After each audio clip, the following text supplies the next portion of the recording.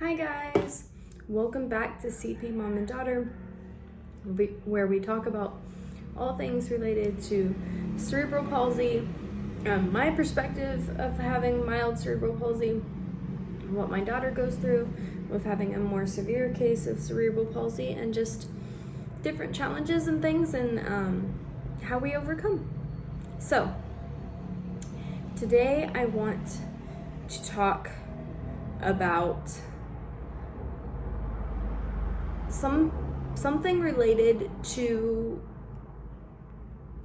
kind of current events or more recent events in the US, and that is just the ability to get out of a harmful situation. So, a little bit of a story time. Growing up, I went to a very small school. We had one girl that was in a wheelchair in my class, and her twin used a walker or crutches, and then also had a wheelchair for longer distances. Those were the only two that had mobility equipment, mobility aids in the whole entire school. We're talking kindergarten to 12th grade. And unfortunately, my school experienced some things that, if anything had come of it, it would have been, it could have been harmful. We dealt with bomb threats, and so that was hard. Thankfully, nothing came of it. But looking back on that and the different things that have happened at schools and grocery stores and churches more recently, it's made me reflect and made me think about, oh, well, I didn't think about this and this and this, related to them. Now, granted, I was their classmate. I was, I think, in like 4th grade, so I was young, but it was something that had to be dealt with, because these two girls, like my daughter, do not or did not have the ability to run. We were never in a situation where we had to run.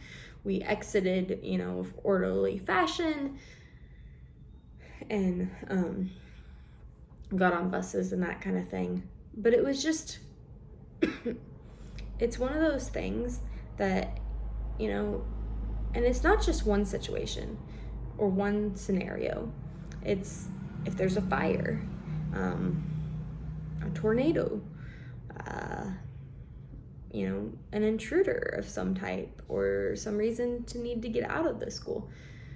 Even if you're not physically running, you're moving, and you're moving fast. And then to have the ability to run if needed is so important. And it's not something that gets talked about or thought about. And I understand why, because if you're not a parent of a kid in that situation of not being able to run, it's not something you think about. Or if it's not something you've had to deal with, it's not something you've had to think about. I was grateful with the last events that happened that somebody brought it up, because I'll be honest, it was not something I had thought of.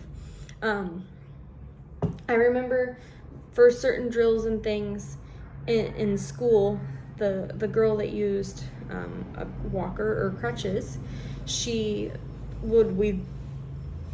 get in the teacher wheelie chair, and they'd use that to wheel her out. But again, is she gonna be able to hold on and not fall out? And is the person gonna be able to run with her? Is the person that's with her going to be able to lift either my daughter or whoever if need be? There's there's things that we don't think about that need to have thought put to them. And in a way that the parents and adults in charge are thinking about it and not terrifying the child.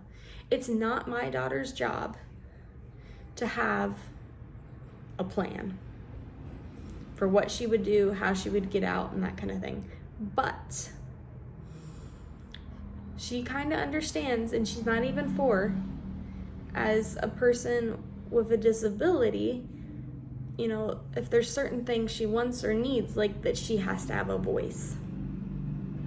I remember sitting on the bus with my classmates, or maybe we were even just back in school, and like we talked about things. Like I had these gigantic large print books, and we were like, well, if somebody came in, each of us could grab a book. I don't know, I guess we were convinced that we could like hit the person or something, you know, and we talked about like flipping over our desks. And so because we had been in certain situations as students, we had thought through like, okay, what would we do? You know, what would this and that look like? But yeah, it was scary at the time, and as they kept happening, you know, it became a little bit more traumatizing and that kind of thing. But just the fact that, like, as a parent now and having a child that can't run, let alone walk,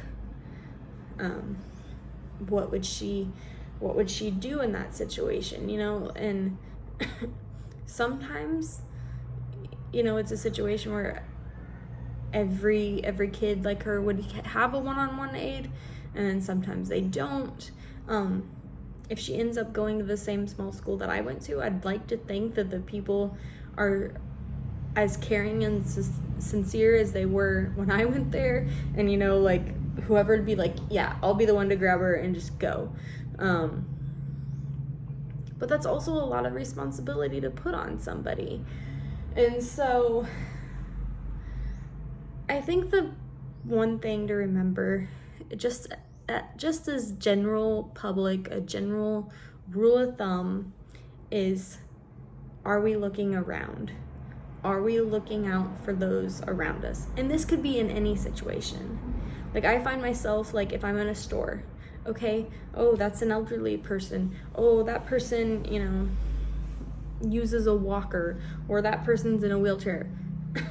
Just to acknowledge, okay, that person's here. So if something happens, you know, they might need possible help. And just to be aware of it and ready. Where I am currently, the people here are extremely helpful, willing to jump in. I've seen them help, you know, people in wheelchairs, or help people get to the doctor, and they're just willing to take care of and jump in and do those things. So that's great. I just know that it's gonna be a different world when we're back in the US, and it's not getting to be any of a safer place, because yeah, people and do their own crazy things. So I want to be prepared. I want to know, you know, I want to bring these things up when I have meetings with teachers or whatever. I want to bring it up like when I first meet with them, because, you know, even before my child starts school, like, is there a plan?